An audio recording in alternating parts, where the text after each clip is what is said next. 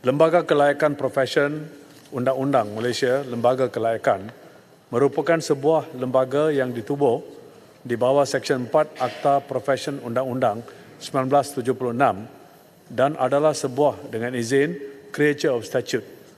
Untuk makluman ahli yang berhormat, lembaga kelayakan bergantung sepenuhnya pada pendapatan daripada kutipan yuran peperiksaan sijil amalan guaman Certificate in Legal Practice CLP pada setiap tahun dan beberapa yuran yang lain. Kos pengoperasian lembaga kelayakan bagi tempoh 5 tahun terdahulu adalah sebanyak 10 juta lebih dengan pecahan mengikut tahun seperti di lamparan A yang saya akan kemukakan sekejap lagi. Perbelanjaan ini merangkumi kos-kos pembiayaan operasi lembaga kelayakan seperti pembayaran gaji, allowance dan coroman pekerja, KWSP dan Prekeso, penyewaan pejabat, bil utility, fee insurance, takaful perubatan, kaki tangan, perolehan bekalan dan perkhidmatan penjelanggaan, aset-aset pejabat, fee guaman dan lain-lain kos yang berkaitan.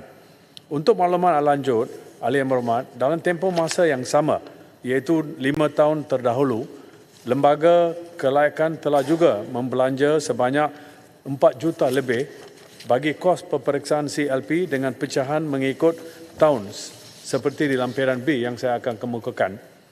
Berkenaan dengan audit lembaga kelayakan pernah melantik firma pengakaunan yang bertauliah untuk menjalankan audit bagi peniata kewangan seperti Lim Ali & Co. dari tahun 1984 hingga tahun 1989 dan Ernst & Young dari tahun 1992 hingga 2006. Dan selepas itu 17 tahun tidak ada audit.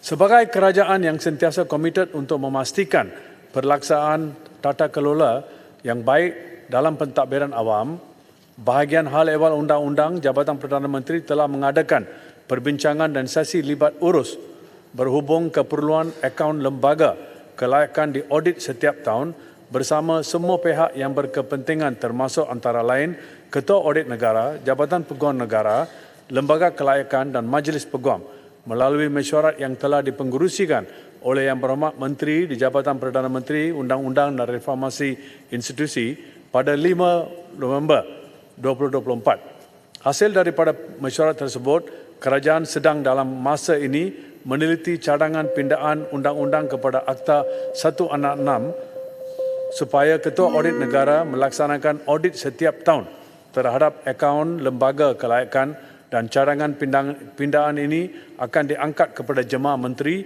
untuk pertimbangan dalam masa yang terdekat. Sekian, terima kasih.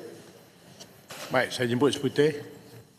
Terima kasih Tan Sri Di-Pertua.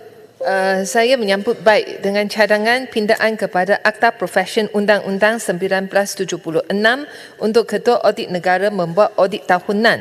Ini satu usaha yang baik oleh kerajaan.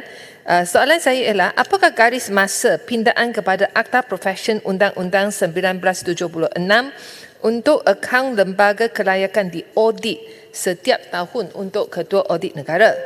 Dan selain itu saya nak tanya, apakah struktur organisasi LPQB, adakah LPQB mempunyai seorang pegawai kewangan, accountant dan juru audit dalaman untuk menyelia kewangan lembaga, memandangkan ia sebenarnya berurusan dengan berjuta-juta ringgit daripada kutipan dikutip oleh LPQB ini? Sila Menteri. Tan Sri, terima kasih pada soalan tambahan. Mengenai perkara yang pertama, audit dibuat oleh Ketua Audit Negara setiap tahun. Mengenai garis masa pindaan kepada Akta Profession Undang-Undang 1976, berhubung audit tahunan terhadap akaun lembaga kelayakan, cadangan pindaan akan diangkat kepada Jemaah Menteri untuk kelulusan pada bulan ini. Sekiranya dipersetujui, cadangan pindaan tersebut dijangka dibentangkan di Parlimen pada sesi ini. Sejak tahun 2020, Lembaga Kelayakan telah mengadakan jawatan setiausaha untuk audit dan sebagainya dalam lembaga itu, tetapi jawatan itu adalah terkosong sejak 3 tahun ini. Dan saya difahamkan hari ini Tan Sri Dipertua bahawa ia belum diisi, dan dalam perbincangan dengan Director of Examination saya telah mengarahkan bahawa ia perlu diisi dan diberi keutamaan dengan seberapa segera yang boleh, memandangkan ini menjadi satu perkara yang sedang disembang dan sedang dicakap di antara orang ramai dan peguam-peguam di negara ini, di mana satu lembaga yang tidak diaudit untuk 17 tahun ini tidak boleh diterima, dan tindakan perlu diambil. Terima kasih.